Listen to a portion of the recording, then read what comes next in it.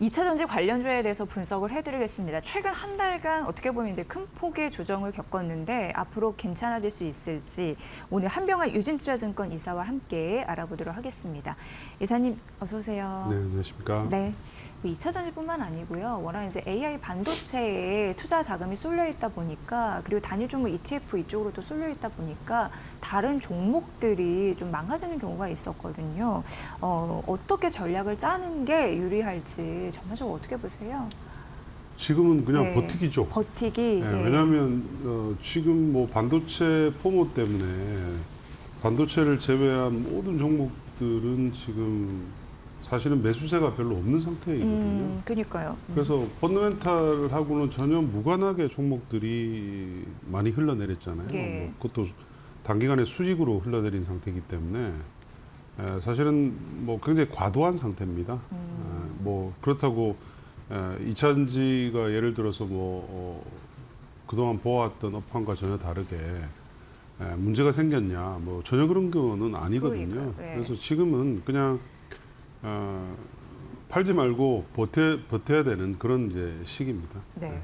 이사님께서도 잘 말씀해 주셨지만 현재는 너무 과매도된 구간이다라고 말씀해 주셨고 잘 버티는 게 유리하고 그러면 많이 떨어졌기 때문에 이렇게 리포트 같은 데 보면 밸류 매력은 더 커진 거거든요. 그럼 네. 우리가 여기서 어떻게 또 전략을 세봐야 될지 굉장히 중요한 단계에 와 있는 것 같습니다. 그래서 하나하나 좀 차근차근 따져볼 텐데 일단 이사님, 글로벌 전기차 판매와 그리고 배터리 출하량 이건 긍정적인 거잖아요. 펀더멘털 이상 없다고 하셨죠? 그렇습니다. 네, 그러니까 네. 뭐 전기차 판매는 지금 뭐 미국 좋지 않고요. 중국도 별로 안 좋은데 중국은 우리하고는 상관없고요.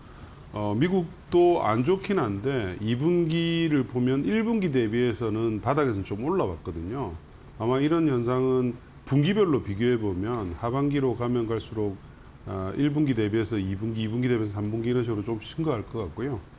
올해 이제 신차들이 어쨌든 좀 나오고 있기 때문에 내년도에는 미국 시장은 저는 뭐 10% 이상 성장세로 전환할 것으로 보고 있거든요. 네. 오늘 뭐 캘리포니아가 또 연방정부 대신 신차를 전기차를 구입하는 첫 그 구매자들에게 보조금을 또 지급한다고 확정을 발표를 했고요. 네. 이런 것들은 아마 각 주별로 민주당이 아성인 주들로는 보조금을 신규로 도입하는 주들이 많이 늘어나게 될 겁니다.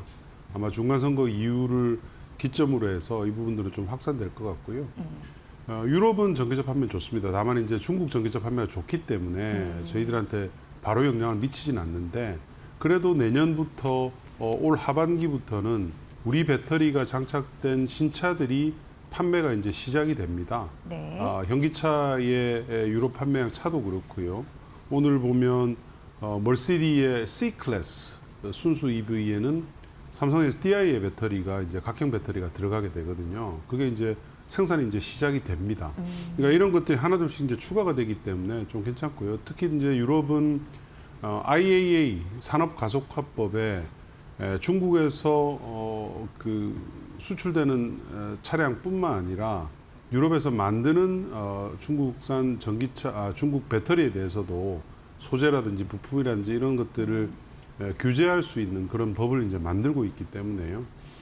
그런 것들을 감안했을 때 지금은 저는 주가가 그냥 너무 과도하게 빠져 있다. 예. 그래서 지금은 뭐 없으신 분들은 오히려 굉장히 좋은 타이밍이죠.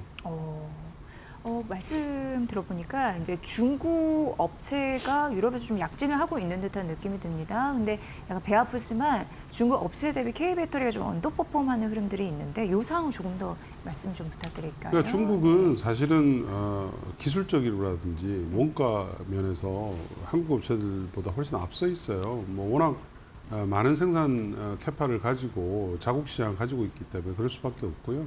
최근에 이제 중국 시장이 조금 성장세가 이제 둔화가 되고 있기 때문에 해외로 굉장히 많이 뻗어나오고 있는 상황이거든요. 사실은 좀 막긴 어렵습니다. 미국처럼 아예 철벽을 딱 치면은 막을 수는 있어요. 근데 이제 유럽은 그렇게 하지 않았죠. 근데 이제 그게 이제 조금씩 변하고 있는 겁니다. 그래서 순수 전기차에만 그 부과를 하던 반덤핑 관세를 PHV 쪽으로 지금 확대하는 것도 지금 논의하고 있고 논의 막판입니다. 그리고 조금 전에 말씀드린 이 산업가속화법을 통해서는 유럽 내에 공장을 만들더라도 중국의 배터리 업체들, 중국의 전기차 업체들이 그 일정 부분의 이상의 소재나 부품들을 이제 유럽 내에서 공급받게 한다든지 기술 이전을 할 수 있게 한다든지 여러 가지 하여튼 그 좀 장벽을 두는 쪽으로 방향이 전환되고 있기 때문에 그 부분은 이제 K 배터리 이미 진출해 있는 K 배터리한테는 좀 리스크가 좀 굉장히 낮아질 수 있는 그런 이제 포인트죠. 네. 궁금한 부분이 있었는데 이거 좀 해결이 된 것 같고요. AI 이제 대규모 투자 이루어지는데 그러면서 ESS 모멘텀은 더욱 부각되는 시점이었습니다. 근데 아쉽게도 전반적으로 주가 조정이어가지고 근데 또 이제 중요한 기회가 왔다고 하니까 더 잘 듣게 되네요. ESS 좀 다시 한번 좀 정리 좀 부탁드립니다. ESS는 지금 이제 우리 배터리 업체들은 이제 미국 ESS 시장에 지금 집중을 하고 있고요. 뭐 유럽 쪽은 아직까지 이제 중국 업체들이 대부분 차지하고 있습니다. 앞으로 이것도 이제 변할 가능성이 있겠지만요. 근데 미국 쪽 ESS 시장은 중국 업체들이 자기 중국에서 만들어진 배터리로 가져가서는 보조금 못 받습니다. 그렇기 때문에 이제 한국 배터리 업체들 전부 선택을 한 것이고요. 뭐 파나소닉을 제외하고는 아마 미국의 ESS 시장은 국내 배터리 셀 업체들이 거의 대부분을 장악할 것으로 그렇게 보고 있거든요. 그래서 이게 이제 미국의 전기차 배터리 시장 전체를 완전히 대체하기는 좀 어렵습니다. 뭐 그 정도 크기는 아직 아닌데요. 근데 이게 과거에 뭐 10%, 20% 정도, 그러니까 전기차 배터리 대비해서 10%, 20% 정도 사이 하던 ESS 시장이 미국으로만 보면 지금 한 40, 50% 수준으로 올라오고 있는 이런 상황이거든요. 그렇기 때문에 우리 배터리 업체들이 사실은 중국 배터리를 대체를 하면서 전기차의 공백을 상당 부분 메꿀 수 있는 그런 상태입니다. 네. 네.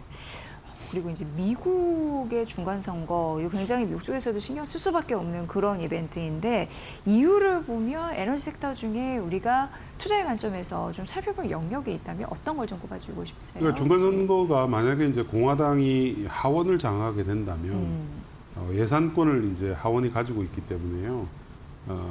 함부로 이제 공화당에서 마음대로 정책을 뭐 새로 못 만드는 건 당연하고요. 과거에 없앴던 여러 가지 보조금들 중에서도 서로 타협할 지점이 이제 생깁니다. 왜냐하면 동의를 안 해주면 당장 내년도에 이제 예산을 집행이 안 되기 때문에 그렇죠.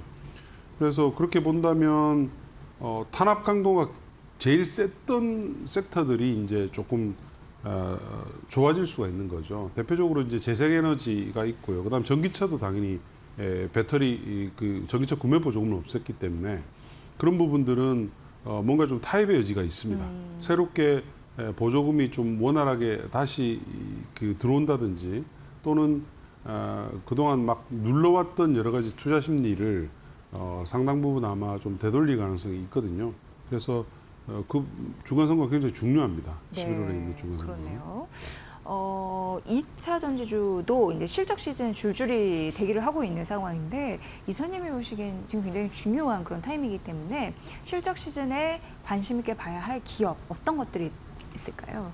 일단 큰 그림으로서는 사실은 우리 셀 업체들은 올해 실적이 그닥 그렇게 크게 좋지는 않아요. 왜냐하면 이제 막 준비하는 ESS도 올 한 4분기 정도 되면 대충 이제 세팅이 다 끝나거든요. 예. 생산과 관련돼서. 그래서 올해 실적도 뭐 체크는 해봐야 되겠지만 사실은 내년도 실적이 어떻게 될지에 대해서 애널리스트들의 추정치 변화가 있잖아요. 네. 그런 부분들을 좀 많이 체크하시는 게 좋을 것 같고요. 올해 실적이 미리 좋아지는 업체들이 있죠. 뭐 일부 소재 업체라든지 ESS 관련된 부품 업체들이라든지 뭐 이런 업체들에 대해서는 사실은 좀 관심을 좀 더 많이 기울이시는 게 좋겠습니다. 네. 그럼 2차 전지주 전반적으로 봤을 때 탑픽은 뭐라고 보세요? 그 이유를 좀 잘. 그러니까 셀은 예. 뭐 항상 말씀드리지만 SDI가 좋아요. 지금 우리 업체들이 어쨌든 그 ESS 쪽에 지금 집중하는 상태이고 데이터 센터가 굉장히 다양한 배터리를 요구를 합니다. 과거에 납축 전지로 사용됐던 UPS는 지금 리튬 배터리로 바뀌고 있고요. 그다음에 그걸 또 보조하는 BBU라는 배터리 백업 유닛도 있죠. 네. 그래서 ESS까지 합치면 이 거의 세 종의 배터리가 그 데이터 센터에 진입을 하게 되는데 이 부분에 있어서는 한국 업체들이 잘해요. 네. 오늘 뭐 UPS에 화재가 났을 때 화재를 방지하는 그런 이제 UPS를 SDA가 발표를 했거든요. 상당히 좀 의미 있는 겁니다. 그러니까 이런 그 좀 하이엔드 수요에서의 K 배터리가 여전히 좀 살아 있다. 이런 부분들을 좀 확인할 수가 있는 거라서 사실은 뭐 주가 약세임에도 불구하고 너무 그렇게 부정적으로 지금은 볼 때는 아니다. 그렇게 이제 계속 말씀드립니다. 네, 그러면 LG엔솔, 뭐 삼성, SDI 이런 종목도 여전히 유효한. 그렇습니다. 그러니까 네. 사실은 지금은 모든 배터리 업체들의 바스켓으로 봤을 때는 다 지금은 사야 되는 타이밍이에요. 네. 그래서 뭐 굳이 이제 하나를 고르자면 셀에서는 SDI가 좋고요. SDI. 소재나 부품에서는 이제 실적이 이제 아무래도 좋은 게 좋잖아요. 예. 그럼 뭐 실적은 후성이 좋고요. 그다음에 후성. ESS 관련된 부품하는 업체들, 각형 배터리에 납품을 하는 신흥 SEC, 상신 EDP, 상합 프론텍.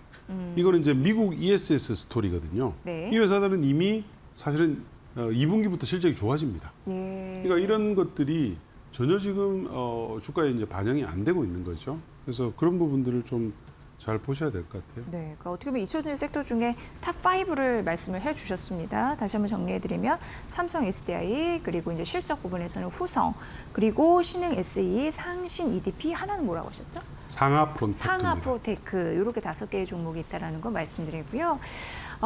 앞서서 약간 이제 태양광 이런 부분 좀 나왔는데 어떻게 보면 이게 세계 전력 시장의 어떻게 중심이 될 수 있는 그런 부분도 있는데 워낙 이제 중국 의존도가 높기 때문에 한국 기반의 이제 생산 기반을 키워야 된다라는 목소리도 있더라고요. 우리가 어떤 관점으로 이거 좀 보면 좋을지. 그러니까 지금 정부는 네. 태양광을 중심으로 해서 전력원 구성을 짜고 있습니다. 그러니까 100기가를 2030년까지 이제 재생에너지를 해야 되는데 그 중에서 이제 87기가가 태양광이에요. 예. 그러니까 태양광은 연간 국내 시장이 10기가 이상 지금 성장을 해야 되거든요. 근데 국내가 그동안 3기가 정도 수준이었으니까 3배 이상 커지는 거죠. 근데 거기서 머무르는 게 아니라 주로 국산을 쓰려고 합니다. 국산을. 그래서 정부가 보조금이 지급이 되는 거의 모든 프로젝트에는 국산 태양광 기자재를 쓰게 거의 지금 그 정책들을 만들고 있기 때문에 국내에서 공장을 가진 업체들이 굉장히 수혜를 볼 수밖에 없는 이제 그런 상황이고요. 뭐 대표적으로 뭐 하나솔루션, HD 현대에너지솔루션 뭐 이런 업체들이 주로 이제 거기에 해당을 합니다. 네. 그럼 이사님, 이제 에너지 섹터 우리가 투자 전략을 세울 때 가까이 굉장히 중요한 이벤트 있으면 좀 설명 좀 부탁드릴게요. 어떤 걸 눈여겨보면 좋을까요? 그러니까 지금 에너지 섹터는 뭐 가장 지금 핵심은 사실은 계속 말씀드리지만 미국 중간 선거예요. 그 중간 선거에서 공화당이 하원을 과연 가져갈지 안 가져갈지. 왜냐하면 상원은 3분의 1씩 쪼개서 선거를 하기 때문에 그 선거하는 해에 민주당 의석수가 많으냐 공화당 의석수가 많으냐에 따라서 많이 달라지거든요. 근데 올해는 공화당이 대부분이에요. 공화당이 그 우세한 주들이. 그래서 상원은 사실은 올해는 탈환하기는 현재로서는 쉽지는 않고요. 근데 하원만 탈환해도 하원이 예상권이 있기 때문에 매우 이제 큰 의미를 가지게 되는데 현재로서는 거의 확률이 높은 것 같아요. 민주당이 탈환할 확률이 높고 뭐 일각에서는 상원까지도 지금 얘기를 하고 있는 것 같은데 그 부분은 조금 더 지켜봐야 될 것 같고요. 네. 근데 하원이 이제 되게 되면 정책을 트럼프 마음대로 가져가기 절대 불가능합니다. 그렇죠. 예. 예, 계속 그리고 트럼프에 대한 탄핵안이 계속 올라오게 될 것이고요. 만약에 상원이 격차가 줄은 상태에서 트럼프의 계속 지금 이제 좀 어떻게 보면 정책 미스가 계속 나오고 있는 거잖아요. 뭐 중동 정전도 그렇고 이런 부분에서 공화당 내의 상원 안에서도 사실은 트럼프하고 각을 진 상원 의원들이 한 3-4명 되거든요. 네. 그러니까 그쪽에서 만약에 이제 협조를 해버리면 그런 이제 이슈가 있습니다. 그렇게 되면 트럼프가 계속 추진해왔던 반환경 정책들 이런 부분들이 이제 역으로 돌아가게 되는 거죠. 네. 여기서 만약에 민주당의 유력한 어떤 대선 후보가 부상이 될 텐데 거기서 이제 다시 과거와 같이 에너지 전환이라든지 뭐 그런 사람 육성이라든지 이런 얘기들이 나오게 되면 아마 투자자들은 그쪽을 보게 될 거예요. 네, 그래서 중간 선거가 사실은 뭐 다른 어떤 거보다 네. 굉장히 중요하고요. 그리고 이제 아까 말씀드린 유럽의 중국에 대한 견제. 지금 유럽도 그동안은 이제 중국한테 풀어놨거든요.